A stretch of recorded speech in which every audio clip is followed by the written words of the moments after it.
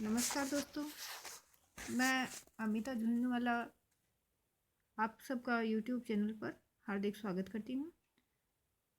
पिछला चैप्टर जो 9 का चैप्टर था अपना, वो अपने कोरोना काल में न्यू सिलेबस के अकॉर्डिंग कट चुका है, इसलिए इसको बीच में ही छोड़ दिया अपन ने। अब अपन नया चैप्टर जो सिलेबस के अंदर है, नीति नवनीतम को स्टार्ट करने जा रहे हैं। यह जो चैप्टर है वो मनुस्मृति से लिया गया है और मनुस्मृति से कई श्लोक इसके अंदर संकलित हैं, जिसमें मनुष्य को सदाचरण करना चाहिए और अपने माता पिता गुरुजनों का आदर करना चाहिए, उनको प्रसन्न रखना चाहिए। इसके विषय में बताया गया है। अभिवादनशीलस्य नित्यं वृद्धोपसेविनः चत्वारि तस्य वर्धन्ते आयु विद्या यशोबलम। इसमें जो कवि है वो कह रहा है कि इसमें इस तरह से इसका अन्वय है। अभिवादनशीलस्य नित्यं वृद्ध उपसेविनः तस्य चत्वारि आयु विद्या यशोबलम वर्धन्ते। अभिवादनशीलस्य जो व्यक्ति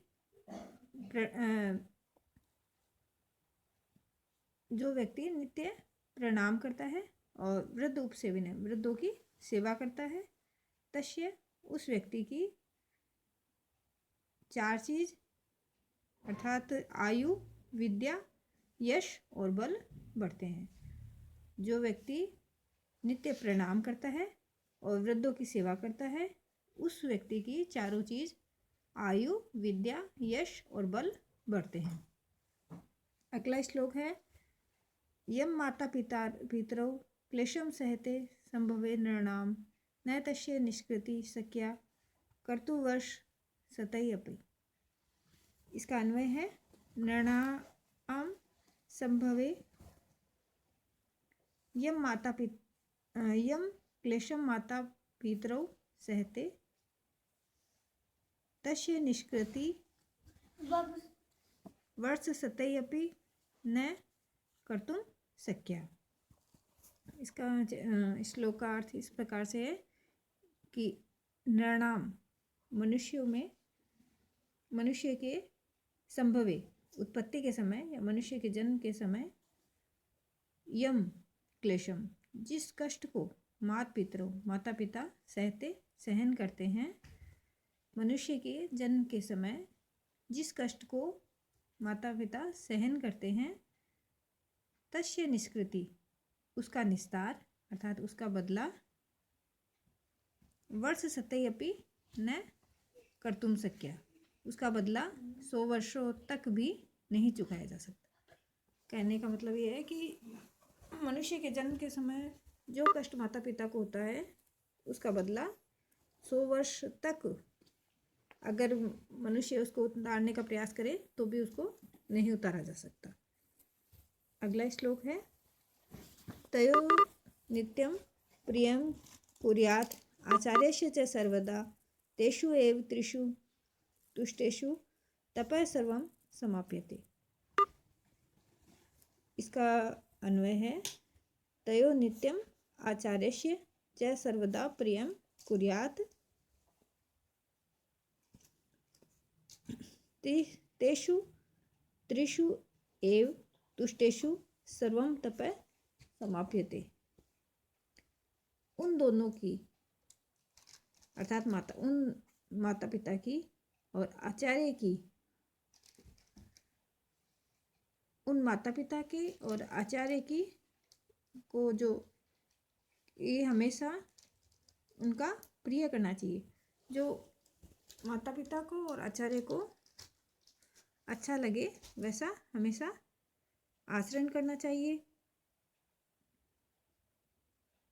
तेषु त्रिषु तुष्टेषु उन माता पिता के और आचार्य के, इस तरह से 3 हो गए ना, तो उन तीनों के संतुष्ट होने पर ही सर्वम तपः समाप्यते सारा जो तप है वो समाप्त हो जाता है।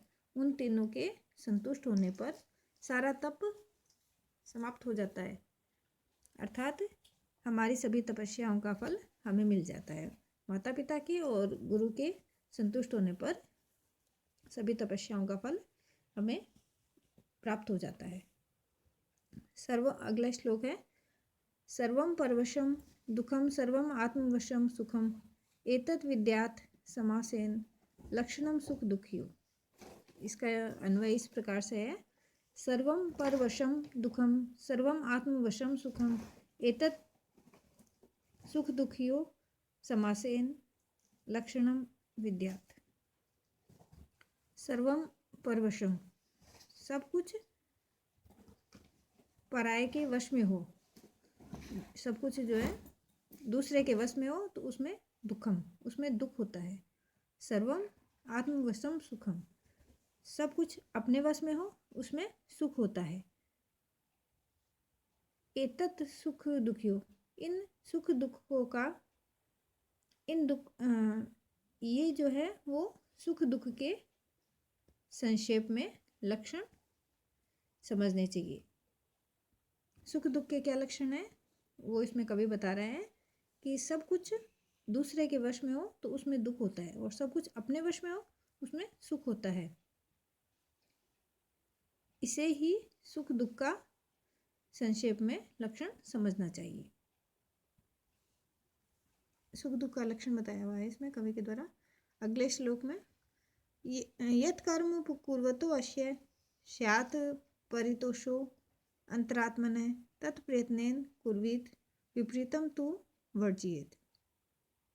इसका अन्वय इस प्रकार से है, यत् कर्म कुर्वतो अस्य अंतरात्मनः परितोषो स्यात् तत्प्रयत्नेन कुर्वीत विपरीतम तु वर्जयेत्।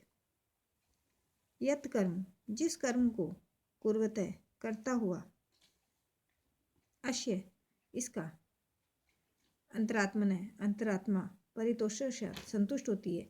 जिस कर्म को करते हुए इस मनुष्य की जो अंतरात्मा है वो संतुष्ट होती है, तत्प्रयत्नेन, उसको प्रयत्नपूर्वक कुर्वीत किया जाना चाहिए। जिस कर्म को करते हुए यह जो अंतरात्मा है वो संतुष्ट होती है उसे प्रयत्नपूर्वक करना चाहिए। विपरीतम तु वर्जयेत्, और इससे विपरीत को छोड़ देना चाहिए। जिस कर्म को करते हुए मनुष्य की अंतरात्मा संतुष्ट होती है उसे प्रयत्नपूर्वक करना चाहिए और विपरीतम तु वर्जयेत्, और विपरीत को छोड़ देना चाहिए। मतलब जिस कार्य को करने से मनुष्य की अंतरात्मा में संतुष्टि की अनुभूति होए वो उस कार्य को उसे प्रयत्नपूर्वक करना चाहिए, और जिसमें उसे संतुष्टि नहीं मिले उसको, इससे विपरीत जो है उसको छोड़ देना चाहिए।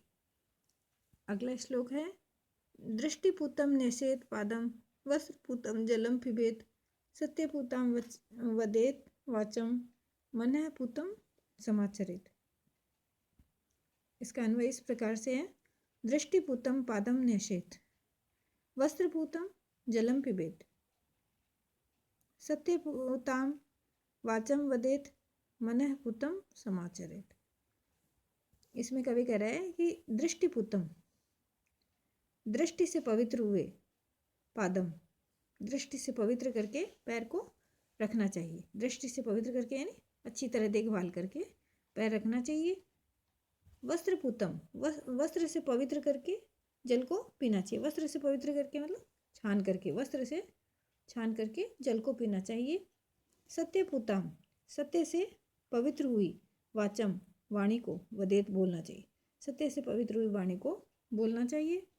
मनः पूतम समाचरित, और मन जिसको पवित्र माने वैसा आचरण करना चाहिए। इसमें कवि बता रहा है कि हमें किस तरह से कब कैसा व्यवहार करना चाहिए वो इसमें बताया हुआ है कि दृष्टि से अच्छी तरह देखभाल करके हमें अपना कदम आगे बढ़ाना चाहिए, कदम रखना चाहिए। वस्त्र से छान करके जल को पीना चाहिए। सत्य से पवित्र हुई वाणी को बोलना चाहिए, अर्थात सत्य वचन बोलने चाहिए, और मन जिसको पवित्र माने वैसा आचरण करना चाहिए। इस तरह से हमारा ये NCERT कोर्स में संस्कृत के कक्षा 8 के 10वां पाठ है, नीति नवनीतम का सरलार्थ अपन ने कर लिया है बच्चों। इससे संबंधित आपको कोई भी क्वेश्चन हो, कोई भी आपको जिज्ञासा हो तो उसे आप कमेंट बॉक्स में पूछ सकते हैं। और अगर आपको मेरे वीडियो पसंद आ रहे हों तो आप उनको लाइक, शेयर और सब्सक्राइब करना न भूलें। धन्यवाद।